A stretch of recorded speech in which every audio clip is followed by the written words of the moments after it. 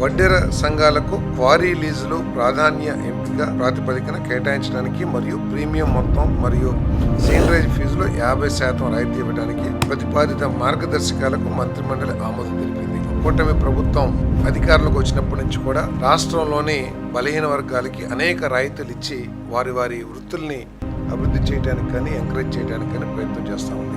15% క్వారీలని reserve చేయాలని చెప్పేసి ఏదైతే ప్రతిపాదన వచ్చిందో దాన్ని ఆమోదించడం జరిగిందని చెప్పేసి మనం చేస్తా ఉన్నాం. మరి ఈ సీనరేజ్లో ఏదైతే ప్రభుత్వం కలెక్ట్ చేస్తుందో మామూలు ఎంటర్ప్రెన్యూర్కి కలెక్షన్ చేసే దాంట్లో కేవలం 50% మాత్రమే ఈ వడ్డెర మన సొసైటీస్ నుంచి చేయబడుతుందని చెప్పేసి మనం చేస్తాను. వారి వృత్తికి సంబంధించి వారికి అన్ని విధాలా సహకారం చేయాలి. వారికి అవసరమైతే ఏదైనా ఎక్విప్మెంట్స్ కావాల్సి వస్తే వాటిని కూడా వాళ్ళు పొందే విధంగా ఆర్థిక సాయం కానీ బ్యాంకులకు కానీ డైరెక్షన్ వాళ్ళని కూడా ముఖ్యమంత్రి గారు సూచించడం జరిగింది. మొత్తం మీద వడ్డెర సోదరులకి మేలు జరిగే విధంగా విధానాలు రూపొందించని చెప్పేసి కూడా ముఖ్యమంత్రి గారు సూచించడం జరిగిందని చెప్పేసి మనం చేస్తాం.